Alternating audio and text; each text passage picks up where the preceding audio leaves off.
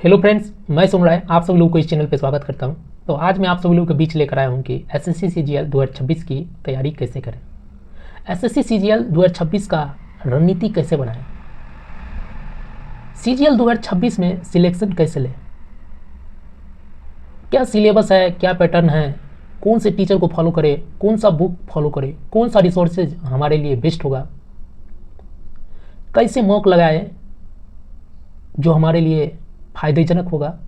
ये सारी चीज़ें मैं आज इस वीडियो में शेयर करने वाला हूँ। तो जो कुछ भी मैं बताने वाला हूँ उसको बहुत ही ध्यान से सुनिएगा। और कोई भी आपको बताएगा ना, कोई भी आपको जो कोई भी चीज़ सजेस्ट करेगा, तो मैं उम्मीद करता हूँ कि उससे बेहतर ही बताने का प्रयास करूँगा। तो चलिए शुरू करते हैं। मैं जो कुछ भी बताऊँगा उसको अगर आप लोग पूरे तन मन से अगर आप सुन लिए और उसको फॉलो कर लिए तो आप सिलेक्ट हो सकते हैं 2026 में। जो गलती मैं किया हूँ वो गलती आप सभी लोग ना करें। ये सारी चीज़ें भी मैं इस वीडियो में शेयर करूँगा कि मैंने क्या गलती किया और आप लोग ना करें वो गलती, ताकि आप जल्दी सिलेक्ट हो पाएँ। तो चलिए बिना देरी के इस वीडियो को शुरू करते हैं। कोई भी एग्ज़ाम में सिलेक्शन लेने के लिए 3 स्टेज को पार करना पड़ता है। वो 3 स्टेज क्या है? पहला स्टेज है कि उस एग्ज़ाम का सिलेबस क्या है। तो उस एग्ज़ाम को सिलेबस को समझिए और उसको कंप्लीट करिए। दूसरा स्टेज है कि उस एग्ज़ाम में क्या पूछा जा रहा है, उसका PYQ आप कंप्लीट करिए, ताकि आप आगे क्या आएगा वो सारी चीज़ों को एनालाइज कर पाए। तीसरा है MCQ, मॉक टेस्ट। इन सारी चीज़ों में सबसे इम्पोर्टेंट है मॉक टेस्ट। अगर आप सिलेबस कर लिए, PYQ क्वेश्चन पूरा लगा लिए और अगर मॉक टेस्ट नहीं लगाए तो आप ना सिलेक्शन नहीं ले सकते हैं, क्योंकि मॉक टेस्ट का जो रोल है ना सिलेक्शन में बहुत ही ज़्यादा है। अगर आप पूरा सिलेबस कंप्लीट करके मॉक टेस्ट नहीं लगा रहे हैं तो आप बहुत ही गलती कर रहे हैं। आपको मॉक टेस्ट लगाना चाहिए। और मॉक टेस्ट लगाने से ज़्यादा ज़रूरी है कि उस मॉक टेस्ट से आपने क्या सीखा, उस मॉक टेस्ट का एनालिसिस, उस मॉक टेस्ट का एनालिसिस और उस एनालिसिस से आपको जो है ना दिन प्रतिदिन सीखते जाना है।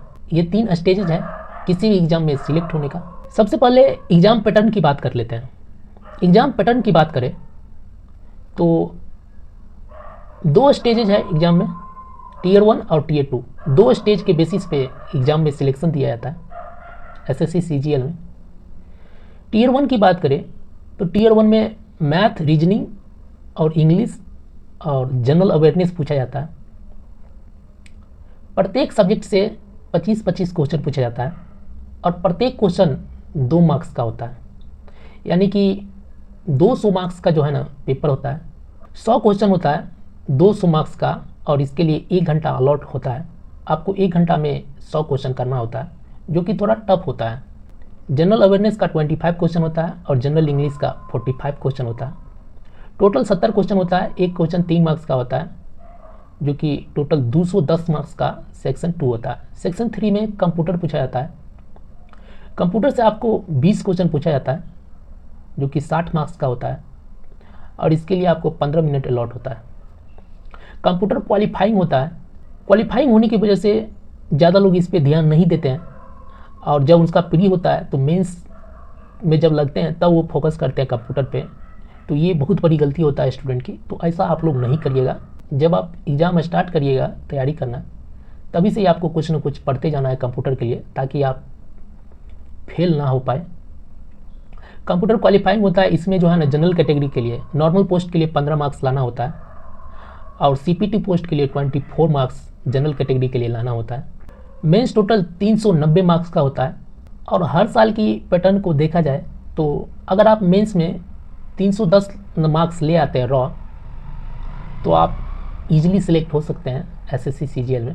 अब प्रत्येक सब्जेक्ट की अलग अलग बात कर लेते हैं कि कौन सा सब्जेक्ट किससे पढ़े और कहाँ से पढ़े, नोट्स बनाए कि नहीं, ये सारी चीज़ें की बात करते हैं। चलिए अब प्रत्येक सब्जेक्ट की अलग अलग बात कर लेते हैं। कौन सा सब्जेक्ट किन से पढ़े, कौन सा बुक फॉलो करें, कौन सा रिसोर्सेज मेरे लिए बेस्ट होगा, इन सब चीज़ों की बारे में बात कर लेते हैं। सबसे पहले मैं बता दूं, अगर आप बिलो एवरेज स्टूडेंट है या फिर एवरेज स्टूडेंट है तो मैं आप सभी लोगों को सजेस्ट करूंगा कि आप सभी लोगों को कोचिंग लेना चाहिए, पेड कोर्स लेना चाहिए। क्योंकि अगर आप पेड कोर्स ले लीजिएगा ना तो आपको सर्च नहीं करना पड़ेगा, इधर उधर का सिलेबस आपको खोजना नहीं पड़ेगा, वो आपको टीचर ही करके दे देगा। मैथ की बात करें तो मैथ में जो है ना आप सभी लोग किन्हीं का पेड कोर्स ले सकते हैं। अगर आप टॉपर है, जीनियस टाइप छात्र है, तो आप खुद से भी सिलेबस कर सकते हैं। ऐसा कोई बड़ा सिलेबस नहीं है। मैथ की बात करें तो मैथ में अगर आप पेड कोर्स लेना चाहते हैं तो पेड कोर्स ना आप गन सर का ले सकते हैं। देखिए ये कोई प्रमोशन नहीं है, मैं सर से पढ़ा हूँ उनसे, तो इसलिए सजेस्ट कर रहा हूँ। नोट्स की बात करें तो सर जो PDF देते हैं उसको पढ़ लेना है।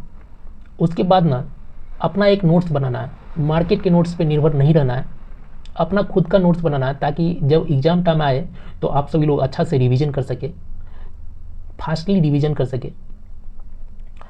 बुक की बात कर ले तो बुक में जो है ना सर जो नोट्स देते हैं उसको पढ़ना है, और कंसेप्ट किंग आता है फार्मूला के लिए, उसको आपको कवर करना है। यही नोट्स और कंसेप्ट किंग, यही 2 बुक फॉलो करना है। रीजनिंग की बात करें तो रीजनिंग में भी सेम आपको कहीं से पेड कोर्स लेके कवर करना है। उसके बाद अपना एक नोट्स तैयार करना है। नोट्स तैयार करने के बाद आपको PYQ लगा लेना है उन सारी चीज़ों का। इंग्लिश की बात करें तो इंग्लिश में जो है ना आप सभी लोगों को कहीं से पेड कोर्स करना है। उसके बाद आप सभी लोगों को नोट्स बना लेना है। नोट्स बनाने के बाद आप सभी लोगों को जो है ना बुक की बात कर ले तो वॉल्यूम 1 ग्रामर के लिए और ब्लैक बुक जो है ना वोकैब के लिए प्रीफर करना है आप सभी लोगों को। उसके बाद PYQ के लिए जो है ना आप सभी लोग पिनेकल का फॉलो कर सकते हैं, वो काफ़ी अच्छा बुक है। जनरल अवेयरनेस की बात करें तो जनरल अवेयरनेस में आप सभी लोग जो है ना परमार सर को फॉलो कर सकते हैं, और परमार सर का जो भी बुक आता है, फैटमैन आता है, उसको आप फॉलो कर सकते हैं, और उनका जो नोट्स आता है वो कवर कर सकते हैं। और PYQ सीरीज आता है वो कवर कर लीजिएगा, और माइंड मैप आता है जो रिवीजन के लिए काफ़ी अच्छा होता है, उसको आप फॉलो कर सकते हैं। अब बारी आती है मॉक टेस्ट की। तो मॉक कहाँ से लगाएं? तो मॉक जो है ना आप सभी लोगों को टेक्स्ट बुक या फिर ओली बोर्ड, या फिर आप दोनों परचेज करने में सक्षम है तो दोनों को फॉलो कर सकते हैं, क्योंकि दोनों अपने आप में बेस्ट है। मेंस के लिए जो है ना ओली बोर्ड अच्छा है, और प्री के लिए बात करें तो दोनों अच्छा है प्री के लिए, बट मेंस के लिए मैं सजेस्ट करूंगा कि ओली बोर्ड का ही लगाएं आप, क्योंकि ओली बोर्ड का ना एज इट इज होता है एग्जाम के पैटर्न टाइप का ही। अब बात कर लेते हैं मॉक टेस्ट कैसे लगाएं। देखिए मॉक टेस्ट लगाने का ना सिंपल तरीका है कि आपको ना 2-3 राउंड में पेपर अटेम्प्ट करना है। एक राउंड में पेपर कभी अटेम्प्ट नहीं करना है। पहला राउंड में आपको क्या करना है कि जो क्वेश्चन आपको आता हो और उसमें कम टाइम लगता हो, उसी क्वेश्चन को पहला राउंड में अटेम्प्ट करना है। दूसरा राउंड में उन क्वेश्चन को अटेम्प्ट करना है जिस क्वेश्चन को आप ना स्किप किए होंगे और उसमें आपको लगे कि ये क्वेश्चन मैं पढ़ा हूँ बट थोड़ा सा टाइम ज़्यादा लगेगा, उस क्वेश्चन को आपको अटेम्प्ट करना है। तीसरा राउंड में जो है ना आप सभी लोग को आना है, तो जो टफ क्वेश्चन होगा उस क्वेश्चन को बनाना है। जो बहुत ही टफ क्वेश्चन होगा उसको पहले राउंड या दूसरे राउंड में कभी नहीं अटेम्प्ट करना है, इससे आपका पूरा पेपर खराब हो जाएगा। और जो सीक्वेंस होना चाहिए ना पेपर अटेम्प्ट करने का, वो जो है ना मैं सजेस्ट करूँगा कि आप सभी लोगों को सबसे पहले GS अटेम्प्ट करना चाहिए, उसके बाद इंग्लिश, उसके बाद रीजनिंग, और उसके बाद मैथ अटेम्प्ट करना चाहिए। मैथ बाद में इसलिए बता रहा हूँ क्योंकि मैथ जो है ना टाइम कंज्यूमिंग सब्जेक्ट है, इसमें आप सभी लोगों को मैथ सॉल्व करने में टाइम लग जाता है, तो आप सभी लोगों का पेपर ख़राब कर सकता है। सो आई सजेस्ट यू कि मैथ को जो है ना बाद में अटेम्प्ट करें, ताकि आप पूरा पेपर अच्छा से सॉल्व कर पाएँ और अच्छा मार्क्स स्कोर कर पाएँ। यही सारी चीज़ें हैं, जो भी चीज़ मैं आप सभी लोगों को बताया हूँ, अगर आप उन सारी चीज़ों को फॉलो करते हैं, अगर आप उन सारी रिसोर्सेज पे टिके रहते हैं और इधर उधर नहीं भटकते हैं कि ये कम पढ़ाया है, और देखिए जो कुछ भी मैं आप सभी लोगों के साथ शेयर किया हूँ ये मैं अपने एक्सपीरियंस से शेयर किया हूँ। अगर आप इन सारी चीज़ों को फॉलो करते हैं तो आप ज़रूर सिलेक्ट होइएगा। और हाँ, अगर आप इधर उधर भटकिएगा ना कि ये थोड़ा कम पढ़ाया है, कहीं और से पढ़ लेते हैं, तो ये जो है ना आप सभी लोगों को नहीं करना है, क्योंकि इससे आप सभी लोग भटक जाते हैं और जो भी चीज़ आप पढ़े रहते हैं फिर आप दूसरा रिसोर्सेज फॉलो करते हैं, तो ऐसे में आप जो भी कुछ पढ़े रहते हैं वो आप मेमोराइज या फिर रिवीजन नहीं कर पाते हैं, तो इससे आप सभी लोग को बहुत सी समस्या होगा। तो यही था इस वीडियो में। चलिए, जय हिंद, जय भारत।